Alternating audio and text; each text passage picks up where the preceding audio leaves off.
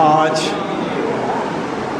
हम उस हस्ती की बात कर रहे हैं जिन्होंने जितना कुछ सोचा, लिखा, अगर वक्त आया, महसूस हुआ कि समय के साथ, साइंस का आगे बढ़ने के साथ, टेक्नोलॉजी बढ़ने के साथ और एक्सपीरियंस जो सीखा उन्हें हिस्ट्री से, लगा उनको कि कुछ बातें ऐसी हैं जो हमारी वन साइडेड हैं या गलत है। उन्होंने लिखा, उन्होंने वाकायदा अपनी किताबों में लिखा कि उस टाइम में ऐसे था, आज ऐसे है, हमारा वन साइडेड था, एक तरफा पॉइंट था। और जो मैंने पढ़ा है उन्होंने यहाँ भी लिख दिया कि ये गलत था, अब ऐसे नहीं ऐसे। तो मेरे ख्याल में इससे बढ़िया इंसान, इससे ओपन इंसान, खोले मन का इंसान जो अंडरग्राउंड मूवमेंट से होकर ऊपर निकला हो, आगे बढ़ा हो और ऐसे लिख दे, दुनिया का कोई साइंटिस्ट जो मैंने पढ़ा आज तक नहीं कहता, थिंकर नहीं कहता। वो अपनी बात को वैसे क्या वैसे रखता है। और जितने भी साइंटिस्ट हुए हैं, जितने भी थिंकर्स हुए हैं, उनकी बातों को किसी और ने आकर काटा, किसी और ने आगे बढ़ाया और काटा, लेकिन खुद किसी साइंटिस्ट ने, किसी थिंकर ने नहीं काटा है। हम उनका दिन मना रहे हैं, उनको याद कर रहे हैं। इससे आगे आज जिस हिंदुस्तान, टाइम मेरा कितना,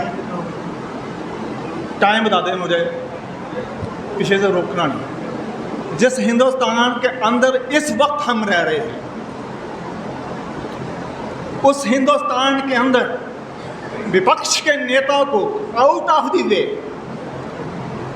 पार्टी पॉलिटिक्स को एक तरफ छोड़ते हुए जो कहना पड़ रहा है कि हालात इतने खराब हैं, सड़कों पर आना होगा।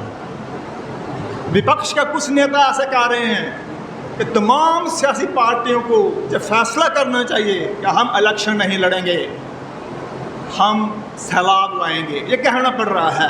तो हालात कितने नाजुक और ख़तरनाक हो सकते हैं। हम उस हिंदुस्तान के अंदर रह रहे हैं इस वक्त। यहाँ जो काम पर्यावरणवादियों को करना चाहिए था, जो अपने आप को एनवायरमेंटलिस्ट कहते हैं, मैं तो नहीं कहता, अपने आप को एनवायरमेंटलिस्ट कहते हैं, वो काम नहीं कर रहे जो एक पार्टी को चलाते हुए, पार्टी का लीडर होते हुए कर रहा है।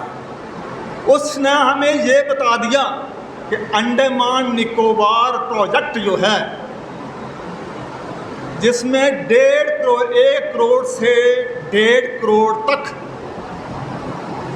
दरख्त काटे जाएंगे, जंगल काटे जाएंगे। हम उस हिंदुस्तान में रह रहे हैं जिसमें इस वक्त कटाई इस तरह से शुरू हुई है। जब 15 अगस्त 2025 को हमारे माननीय प्रधानमंत्री ने कहा था कि हमारा मिशन सुदर्शन चक्र है, सुदर्शन चक्र चल रहा है संगरौली में, मध्य प्रदेश में, महाराष्ट्र में, राजस्थान में और क्या क्या, लेकिन अब चलेगा अंडमान निकोबार में। काट दिए जाएंगे। किस लिए काट लिए जाएंगे? ये पॉलिसीज़ हैं हमारे महामानव की, हमारी कॉरपोरेट सरकारों की। ये बिल्कुल भी सरकारें जो हैं ये आपकी और मेरी नहीं हैं, ये हमें मान के चलना चाहिए। बिल्कुल नहीं हैं। ये कॉरपोरेटिस्ट स्टेट हैं, कॉरपोरेटिस्ट सरकारें हैं और ये उन लोगों की सेवा कर रहे हैं जिनके अच्छे दिन लाने के इन्होंने वादे किए थे और बड़े बड़े नैरेटिव दिए थे। लेकिन ये कहना भूल गए साथ में कि हम सबका विनाश भी लाएंगे।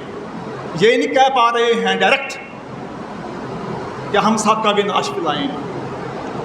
आज जिस एजेंडे पर ये मीटिंग बुलाई गई है वो कंपाउंड किस्म का एजेंडा है, थोड़ा सा काफ़ी लंबा है, जुड़ा है। Climate change, agriculture, human solidarity and peace. मुझे ये समझ नहीं आ रहा था कि मैं रात को ये 2 बजे पहुंचा था, कहीं गया था तो दिमाग मेरा अपसेट है, लेकिन फिर भी आपको सीक्वेंस लगाने की जरूरत करूँगा कि एजेंडा जो कॉम्प्लिकेटेड है लेकिन जुड़ा हुआ है। ह्यूमन सॉलिडेरिटी से शुरू करूँ या क्लाइमेट से, ये मुझे समझ नहीं आ रही, लेकिन मैं फिर भी कोशिश करूँगा कि आर.पी. श्रॉफ जी ने ह्यूमन सॉलिडेरिटी की बात की है, तमाम दुनिया के लोगों की यकजहती की बात करी हुई है, और ये solidarity, peace, social security, climate change, democracy और ऑप्टिमिज्म, आशावाद, क्या बोलते हैं इसको, जिसमें कोई आशा हो, जिसमें कोई हिम्मत, ऐसी चीज़ जो हिम्मत दे, ये सब जुड़ी हुई है। सोशल सिक्योरिटी का कंसेप्ट जो है सबसे पहले लैटिन अमेरिका में 1935 में आ गया था, 35 में, जब पहला इकोनॉमिक डिप्रेशन, फाइनेंशियल डिप्रेशन आया था वर्ल्ड के अंदर, तो ये उभरा कि अगर इससे निकालना है, लोगों को बचाना है, समाज सिस्टम को बचाना है, तो सोशल सिक्योरिटी ज़रूरी है। और इसके बाद माननीय आर.पी. श्रॉफ ने social security with regard to clean air, pure drinking water, free education, free health services वगैरह वगैरह, ये उन्होंने लिखा है अपनी किताब के अंदर कि सोशल सिक्योरिटी बहुत ज़रूरी है। लेकिन आज वो सोशल सिक्योरिटी नहीं चाहिए जो सोशल सिक्योरिटी 1935 में एक एक्ट बनाया गया था और तमाम दुनिया ने उसको माना था। आज सोशल सिक्योरिटी चाहिए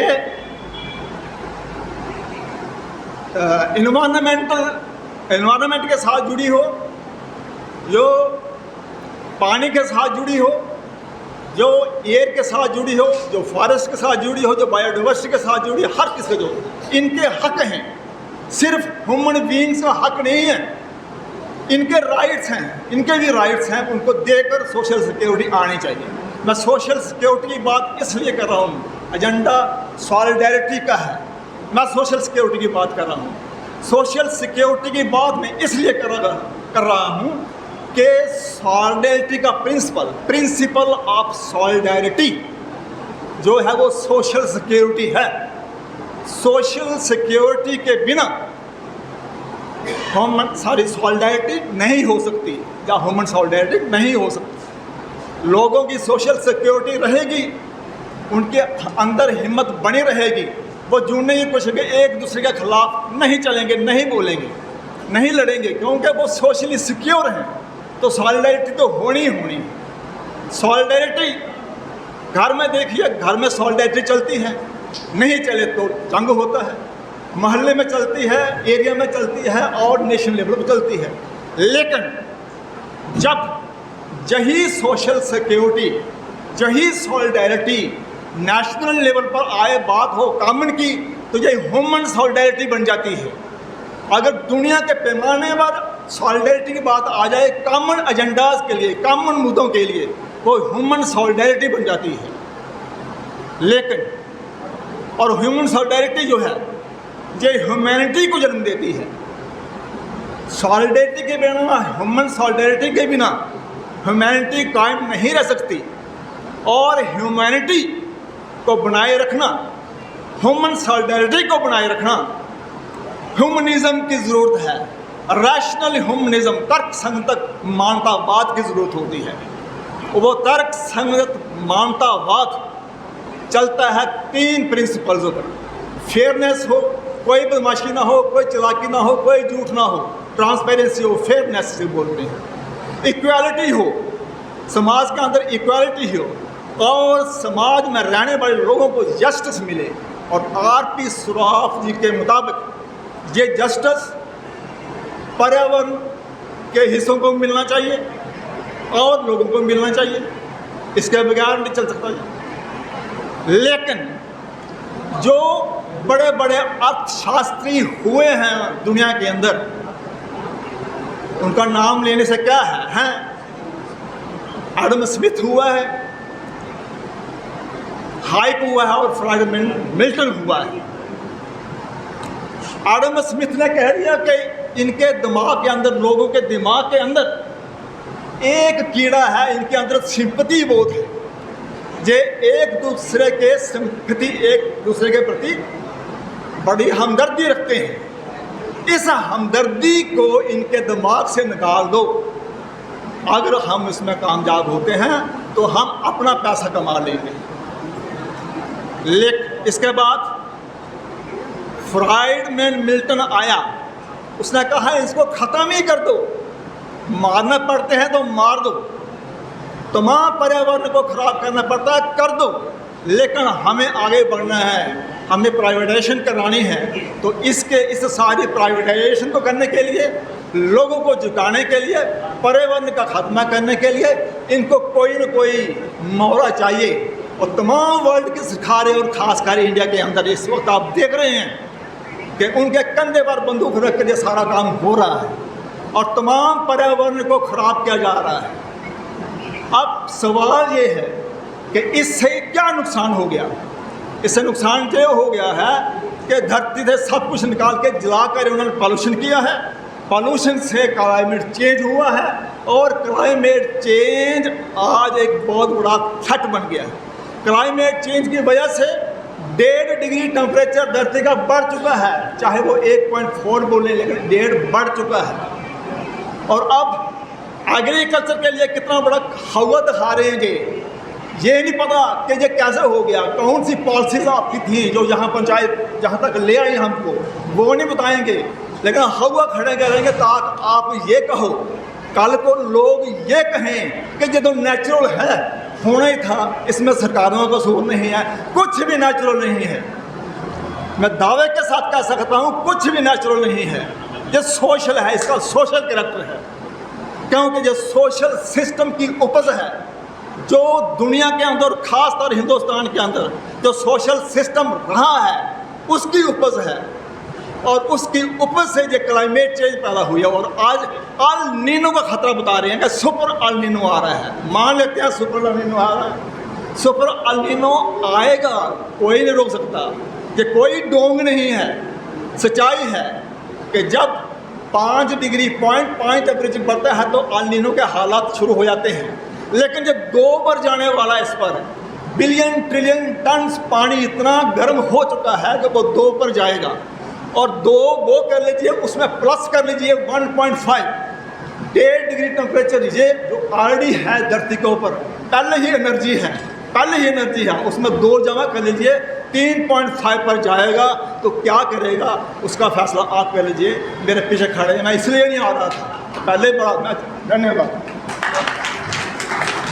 मैंने बोल